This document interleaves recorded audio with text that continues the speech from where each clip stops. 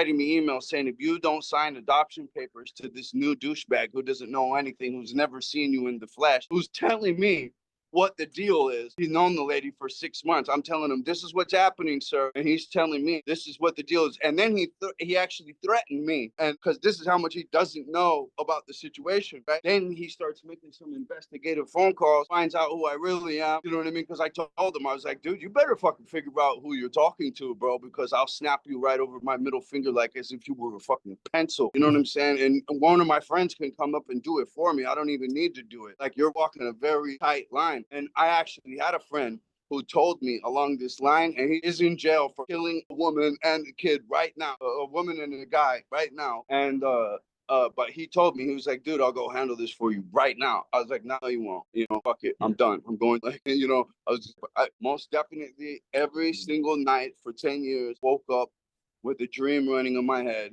that I was killing all those people. That's what I have to live with, because that's what you're supposed to do when you're a father and someone's abusing your child. You know, it's just the most insane thing to even talk about. I think I was trying to go somewhere else there, because we said a lot of this in the last episode. However, yeah, so now I left 400 videos for her, telling her the hard truth. I showed her where they are. She showed her mom. They came on there. I made one of them was a short. I was like, this child abuse is the most domestic violence there is, because they say I'm a domestic violence. Hurt me, torture me, but don't use my kid to hurt me and torture me, and then lie to the authorities and cause millions of dollars of loss, a cash flow of $15,000 a month free and clear, and then talk about some child support when you've already received $100,000. Right?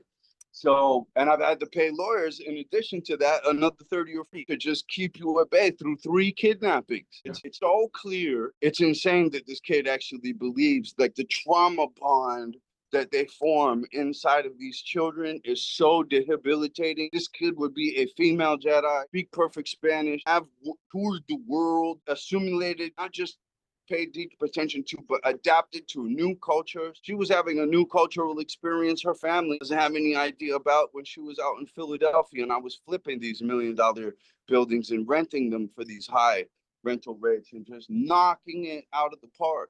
And my combat pay was rolled into that. The first place I did, crack house, I filled a dumpster full of, I mean, when I first went in there was dead bodies around, and then they got up and started. I was like, holy moly, this is just amazing. I told the guy, hey, look, take this 20 grand and change your life, you know? I mean, I've had valiant effect, a great effect.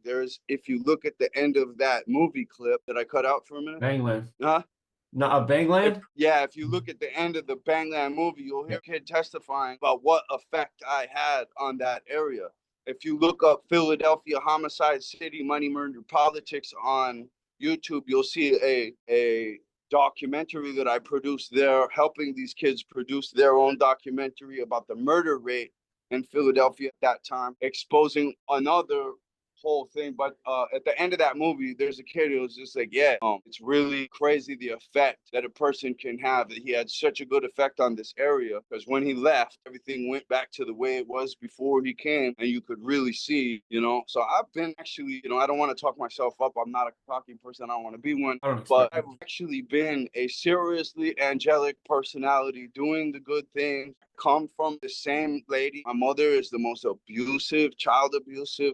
I could tell you stories that you wouldn't even believe. It is so ridiculous. She would we talked about this just the other day on the comments. A narcissist, you could do a test. You put a baby near them and then run in like you're about to shoot them. A good person will pick up the baby, will jump in front of the baby, right? Yeah. A narcissist will go directly for that baby because they're weak. They can't just defend themselves and pick that baby up and use it as a bullet shield. Like this video. Share with your crew. Subscribe for more. Follow a Brandon Angel Fitness on Instagram.